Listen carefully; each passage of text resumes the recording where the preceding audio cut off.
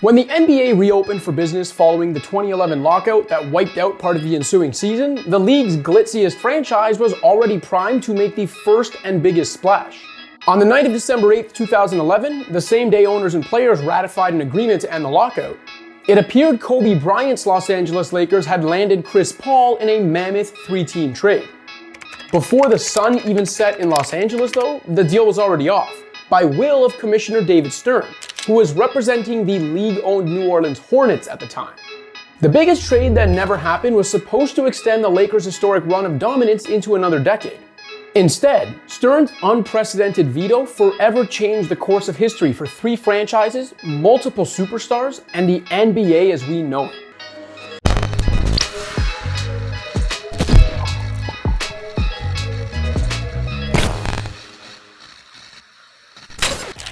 The Lakers were coming off a 57-win season and second-round loss to the eventual champion Mavericks, and were only a year and a half removed from their second straight championship.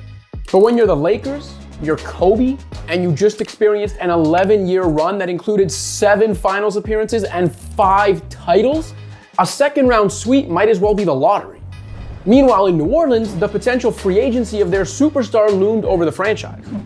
CP3 had emerged as a perennial All-NBA point guard and MVP candidate to turn the then Hornets, who relocated from Charlotte in 2002, into a Western Conference playoff mainstay. But he also had the option to elect free agency as soon as 2012, and it was doubtful he would commit to a small market franchise that had never reached the conference finals.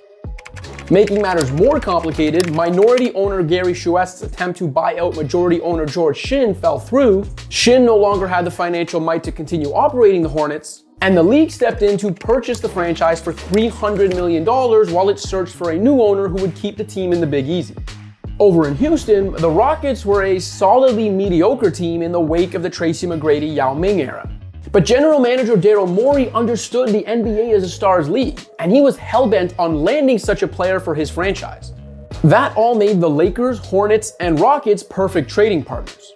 And so, not long after the league and the players' union reached a tentative agreement to end the lockout in late November, a mammoth deal was reached between the 3 teams that would have sent Paul to Los Angeles, Pau Gasol to Houston, and Lamar Odom, Goran Dragic, Luis Scola, Kevin Martin, and a 2012 first-round pick to New Orleans. With the start of the shortened 2011-2012 season just over 2 weeks out, the Lakers and Rockets thought they had found what they were looking for, while the Hornets appeared to have landed the kind of package that would allow them to begin plotting their post-Paul future while remaining competitive in the present. As we now know, it wasn't meant to be. Kobe, is this trade thing fair to people involved?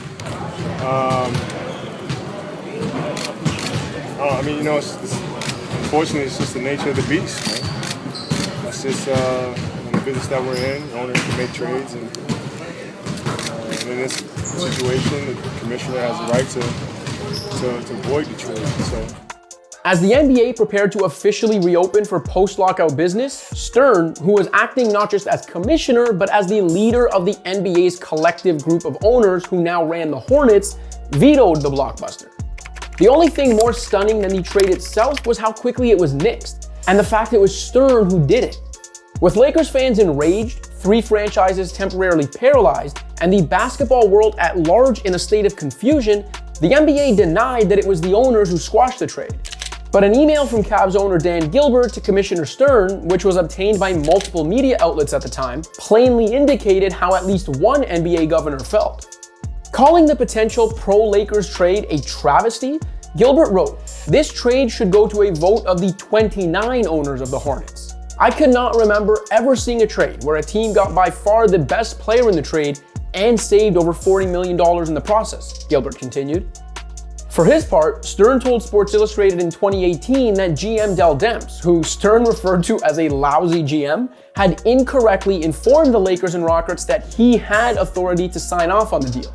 To this day, everyone always asks me, why did you keep Chris Paul from going to the Lakers? Stern told SI. No team sells or trades a future Hall of Famer without the owner signing off, and I was the owner's rep. Former NBA Executive Vice President of Basketball Operations Stu Jackson told the LA Times in 2021 that the reason Stern vetoed the trade was simply that he felt the Hornets' return wasn't good enough for a player of Paul's caliber, and that he wanted the team to remain attractive to prospective buyers. While Jackson argued that the incoming package would have made the Hornets the quintessential stuck-in-the-middle team. Too good to land a franchise-changing talent in the draft, but nowhere near good enough to contend. In any event, the deal was off. A monumental executive decision that shaped franchises, rejigged careers, and ultimately altered the course of NBA history. For starters, the Lakers never came close to getting Bryant the help he needed in the latter stages of his career, as future moves for Steve Nash and Dwight Howard blew up in the team's face. Odom was dealt to Dallas shortly after the veto trade to create the trade exception that would eventually be used to land Nash, and Pau stuck around until leaving as a veteran free agent in 2014. Rather than competing for more championships with Paul at his side, an aging Bryant's body slowly began to break down under the weight of carrying disappointing Lakers teams every night. Los Angeles wouldn't get back in the title picture until LeBron James joined the purple and gold near the end of the decade. The non-trade for Paul also gave rise to the Lakers' worst nightmare, and one previously thought inconceivable: playing second fiddle to the Clippers. A week after the trade that wasn't, Paul was successfully sent to the Clips for a package consisting of Eric Gordon, Al-Farouq Aminu, Chris Kaman, and the draft pick that turned into Austin Rivers. Paul joined a young team on the rise with Blake Griffin and DeAndre Jordan and helped turn the NBA's biggest laughingstock into Lob City.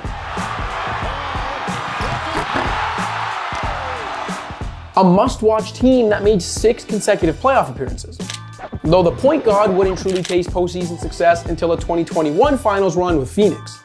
Meanwhile, with Paul out the door and an inferior Clippers package in the mix rather than the Lakers-Rockets trade haul that might have kept the team competitive, New Orleans finished dead last in the Western Conference in that lockout-shortened campaign.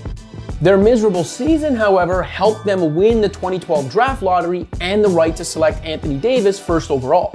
What might have been if the Hornets had won more games that season with incoming players from the Lakers and Rockets, and the Cavs or Kings had instead owned the lottery positioning that landed Davis? Imagine AD joining Kyrie Irving in Cleveland and how that might have altered the timeline that led to LeBron's 2014 return. Would Sacramento be in the midst of a 16-year playoff drought had they ended up with Davis on draft night rather than Thomas Robinson?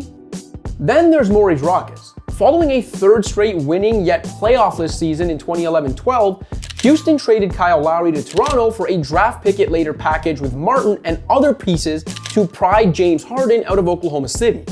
If the Rockets had acquired Pau in 2011, Harden may not have been available to the team in 2012, and an 8-year playoff run that included 2 conference finals appearances, one of which saw Paul ironically join Harden in Houston's backcourt, would never have materialized. And how might an alternate universe with Gasol leading the 2011-12 Rockets have changed things for Lowry in Houston?